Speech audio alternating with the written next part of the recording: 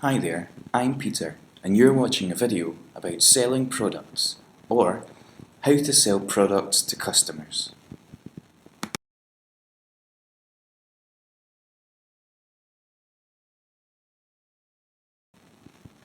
In this video, we're going to be talking about features and benefits.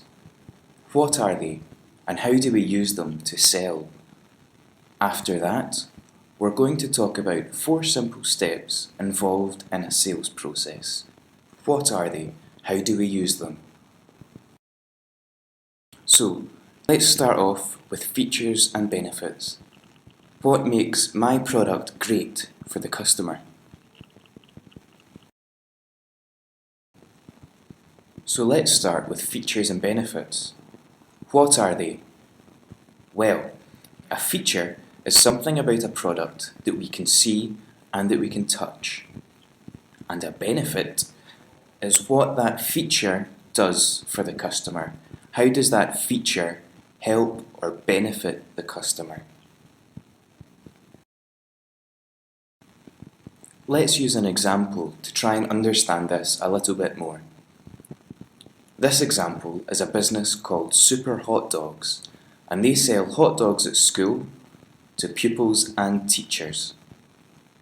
The features of their product, the hot dog, will be that they use a good value sausage, or Vienna, they'll use fresh bread, fresh salad, and brand name sauces.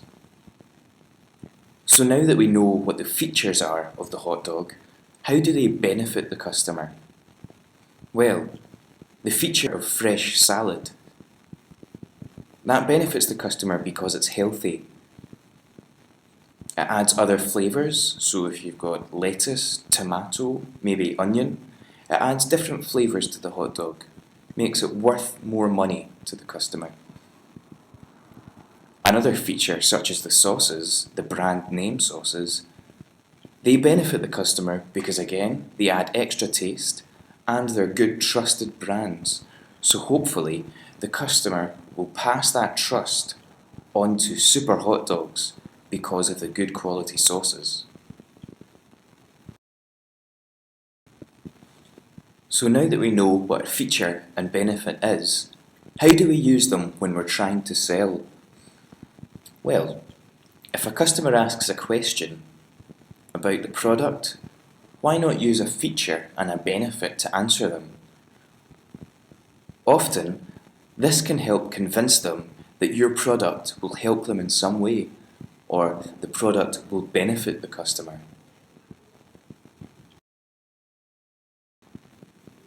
Let's use the example of African Glass. This business take old glasses from shebeens, taverns, and maybe shops and turn them into glasses that we can use for drinking cool drink, milk, water. So let's imagine when the salesperson is trying to sell to the customer has an issue. The customer doesn't believe in the product and says, I can buy glasses cheaper in another store in town, so why should I buy yours? A good salesperson would reply to that by saying, well, our products are handmade. We recycle glass that would otherwise be trash and maybe cut people if it was smashed. It helps to clean up our community. So let's have a think. From this, what the salesperson said, can we see the features and benefits in that answer? If you want to pause the video just now, that's fine. The first feature that we can see from the salesperson's answer is that the products are handmade. The second feature is that they use recycled glass. Let's think about the benefits now. What are the benefits of having the product handmade? Well, this can give the impression that the product is of high quality, that the production process of the product has had lots of time and effort put into it by a person who really cares about the product.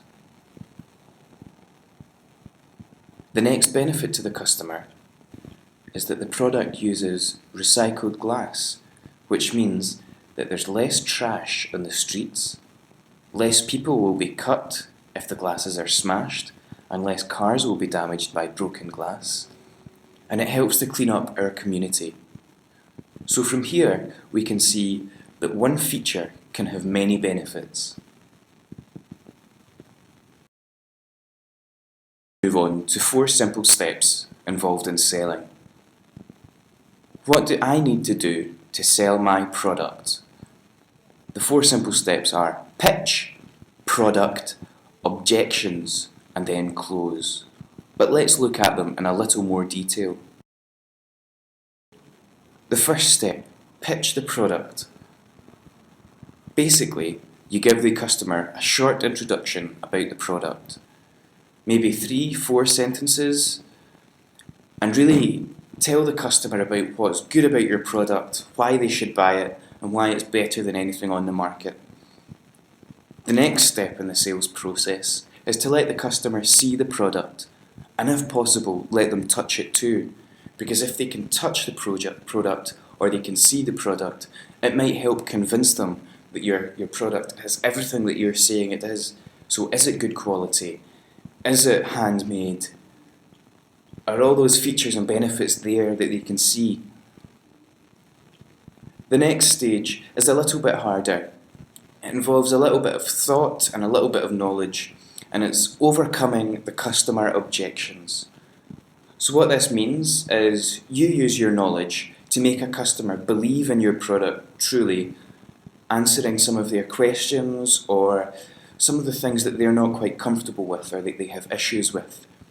So here is a really, really great opportunity for you to use your product knowledge of the features and benefits of your product to really make the customer believe and really passionately stand behind your product. The last part of the sale is the close, closing the sale. This is where businesses become businesses, because this is where the money changes hands, and you agree a price and a quantity, or how much the customer wants, in exchange for their money. I say this is where businesses become businesses, because from the beginning of your business, in the planning stage, and planning your production, and producing the product, and all of the sales process, this is the only point where you can make money from all your hard work. But there are some things to remember in all steps of the sales process. Importantly, don't give away too much too soon. What this means is don't bargain with your customer too soon or too much. If a customer comes to you and, in the example of African glass, wants 6 glasses and you say they're 10 rand each, the customer might say 60 rand is too much, no, I'm not interested. Before you reduce the price down to 30 or 40 rand for the 6 glasses, why not try and add more value? Or, what I mean by that is offer them 10 glasses for 80 or 90 rand. That does a few things. That then gives the potential for the sale to make more money and get rid of more stock than you initially would. Also, it gives the customer some amount of control over how the rest of the sale will go. If they are interested in the product, but the price maybe was a little bit high for them, this will help you make the most of the sale to make sure that you get the most money for each product.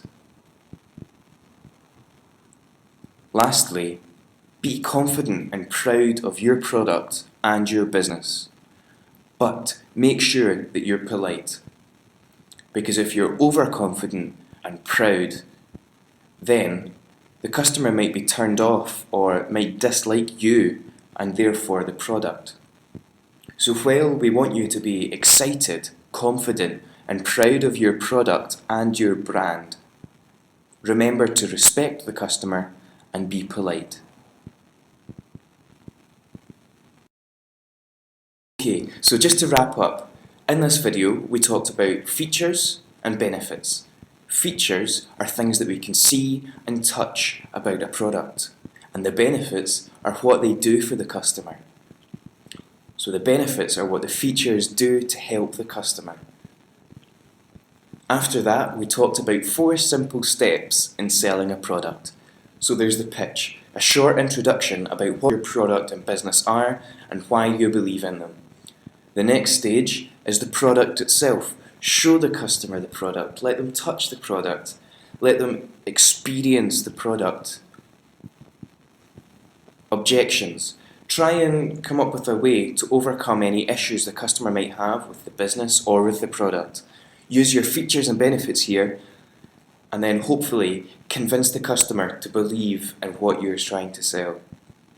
The last part, the most important part, the most exciting part is the close. This is where businesses become businesses, and this is where the money changes hands. Remember, don't give away too much too soon. I hope you can see how some of these issues, some of these tips can be used in your own business, such as features and benefits, and how you can use these simple steps in selling to maybe sell more products to your customers or sell in a better and more efficient way. Thanks very much.